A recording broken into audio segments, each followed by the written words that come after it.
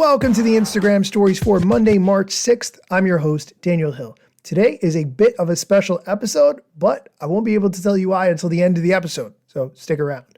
On Mondays, we talk about what the head of Instagram, Adam Mosseri, talked about on his Ask Me Anything, and let's dive right into the questions.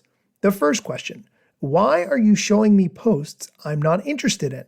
This is referring to recommended posts. You see them in your feed. You can turn them off, but here's his answer. If you're seeing stuff you're not interested in feed, if it's from someone you follow, that just means you're not doing a good enough job ranking. And if it's someone you don't follow, it's because we're using recommendations to try and introduce new stuff to you and highlight creators that you might like. But if you're not interested in that, you can always say, you can hide it, and you can even snooze all recommendations for up to a month. As a reminder, you can turn these off. If you look on any recommended post in the top right corner, there's a little tiny X. If you tap on that X, you can say, do not show me any recommended posts for 30 days. You can also use the following tab instead of the regular default home feed. The following tab only shows you content from people that you follow. Two ways, both are good, to not see recommended posts. Next question, and this is really interesting to me as someone who works in apps and websites. How does the team identify and fix bugs? What's funny about this is a lot of times the bugs happen on such a very small case of people coming across it that it's almost like a fringe case that scenario would ever happen, but you still have to address it when it comes up. Anyway, here's the answer. There are a lot of different ways. We definitely get a lot of reports, people complaining through all sorts of channels, including the app stores and directly to us. We also just take a look at the logs and see where bugs are. We can see when there are crashes. And then we use the product a ton ourselves, particularly new versions of the product that are not shipped yet, and we try to find bugs and fix them before they go out. Hopefully we're getting better over time, but if we're not, please let us know. Next question. Can Android users have the full Instagram experience like iPhone users? This is a great question because as someone who is an Android user, hey, where are my Google Pixel 7 Pro people? Are you guys out there? We want to make sure that we have parity, of course, as much as possible. Here's his answer.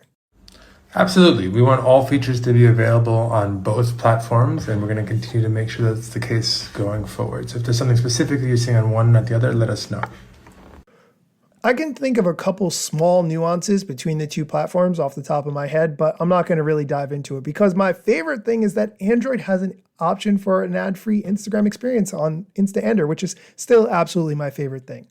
We're going to take a quick break. When we come back, we're going to talk about Adam's vision for Instagram for the future, as well as having ChatGPT write your captions and whether or not that would hurt your reach, which that's an excellent question. Stick around. This episode is supported by Because I Love It, aka Billy. Billy is a social commerce platform that connects social media influencers with brands to sell online. Billy is performance-based, influencer-centric, and works across all social media platforms. Join Billy's 10,000 influencers today. Find out more at becauseIloveIt.com. That's becauseIloveIt.com. And we're back. Next question. What is your vision for Instagram? Here's his answer. I want Instagram to be a place where people come together around their interests. How they do that, how they tell their stories, how they share what they're interested in will change over time.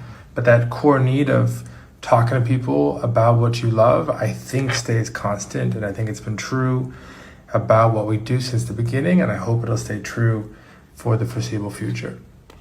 Next question. Does using ChatGPT captions bring down reach? If you're not familiar with ChatGPT, it's an amazing tool.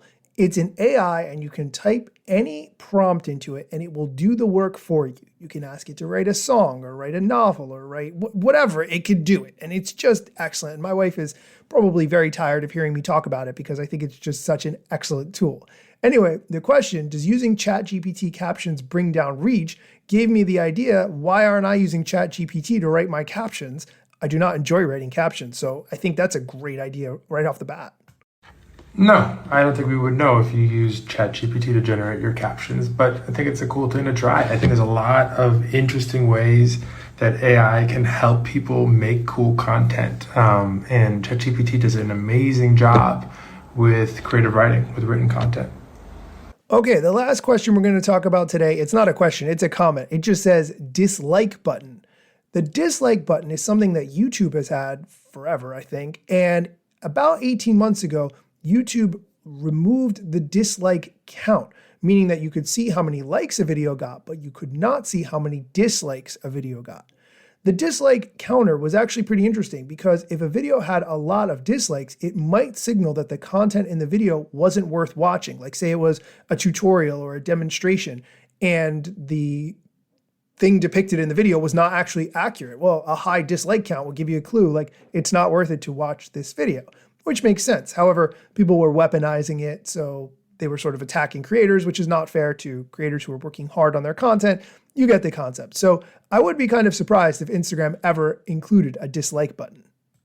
I don't think we're going to do this one. I think it would probably just introduce kind of too much negative energy into the experience. I could be wrong about it, but I don't see this one happening.